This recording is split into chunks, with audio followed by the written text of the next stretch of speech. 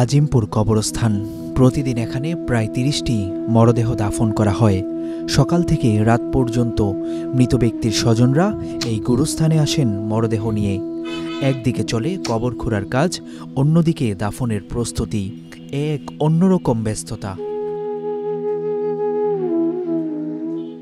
তবে ঢাকার পুরনো এই গুরুস্থানে লাশের সাথেও চলে দুর্নীতি।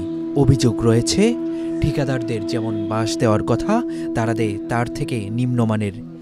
এতে করে ৩ মাসেই ভেঙে পড়ে কবর। অন্যদিকে গোরখোদকদের কবর খোঁড়ার মজুরিও যায় ঠিকাদারের পেটে। কবরস্থানে যারা গুড় খোঁড়েন তাদের মজুরি শুনলে অবাক হতে হবে যে কাউকেই। আজিমপুর কবরস্থানে গুড় খোঁড়া সর্বনিম্ন ৫ টাকা এবং সর্বোচ্চ ১১ টাকা নির্ধারণ করা হয়েছে। তবে গোরখোদকেরা বলছেন এই টাকাও তাদের ভাগ্যে জোটে না। আমাদের কন্ট্রাক্টর থেকে আমাদের বড় কবরের ১১ টাকা পাওয়ার কথা, ছোট কবরের ৫ টাকা পাওয়ার কথা, আর মধ্যম কবরের ৬০ টাকা পাওয়ার কথা, কিন্তু এই টাকাটাও আমরা পাচ্ছি না। এত কম টাকা কেন? এটা সিটি কর্পোরেশন এটা রেট করে দিছে, এটা তারাই ভালো বলতে পারবে।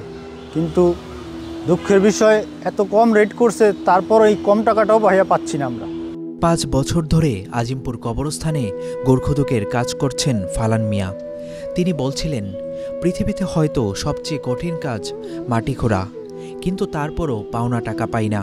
কথা বলতে গিয়ে তার কণ্ঠে জ্বরে পড়ছিল ক্ষোভ। ভাই, কষ্টটা কি আর বোঝানো যায়? নিজের শরীরের ঘাম দেখলেই তো বোঝা যায় কেমন কষ্ট। একটা মাটি খোঁড়ার কাম পৃথিবীতে মনে সবচেয়ে কঠিন কাম হলো মাটি খোঁড়ার কাম। হ্যাঁ, এই দেখা যায় যে অনেক সময় যে দেখেন হাতের অবস্থাটা কী হয়েছে, এই যে হাতের অবস্থা কী হয়েছে, এগুলি সব ঠোসা পড়া, হাতের অবস্থা খুব খারাপ হয়ে যায়। আপনার দেখা গেছে যে অনেক সময় মাটি খুঁড়তে গেছি, হাড্ডিতে পা লেগে পা কেটে গেছে গা, এই দেখেন পায়ের অবস্থা কী হয়েছে। গোরখোদকরা প্রতিদিন ২ শিফটে কাজ করেন। প্রথম শিফট সকাল ৬টা থেকে দুপুর ২টা পর্যন্ত, দ্বিতীয় শিফট দুপুর ২টা থেকে রাত ১১টা পর্যন্ত। প্রতিদিন সকালে তারা নির্ধারিত স্থানে অবস্থান নিয়ে লাশের জন্য অপেক্ষায় থাকেন।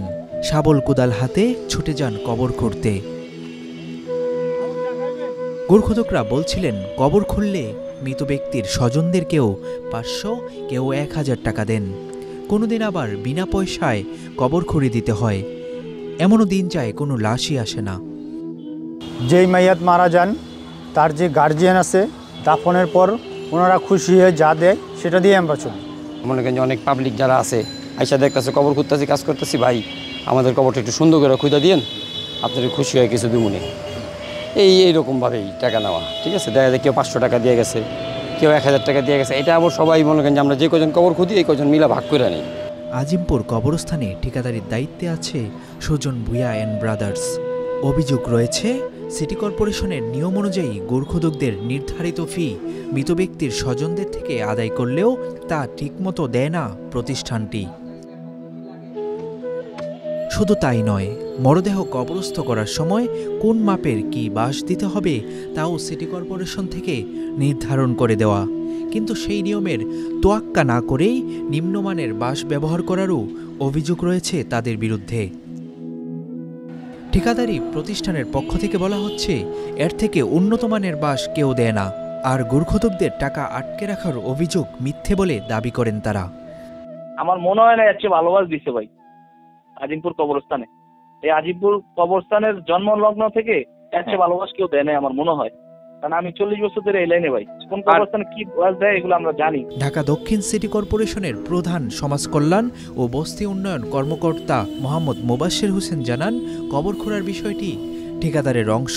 সিটি কর্পোরেশনের কবর ব্যবস্থাপনার নীতিমালায় তা স্পষ্ট উল্লেখ রয়েছে। সামনে নতুন করে কবর খোঁড়ার দাম বাড়াবেন বলেও জানান এই কর্মকর্তা। তীব্র গরমের মাঝেও আজিমপুর কবরস্থানে একের পর এক কবর খুঁড়ে যাচ্ছেন গোরখোদকরা।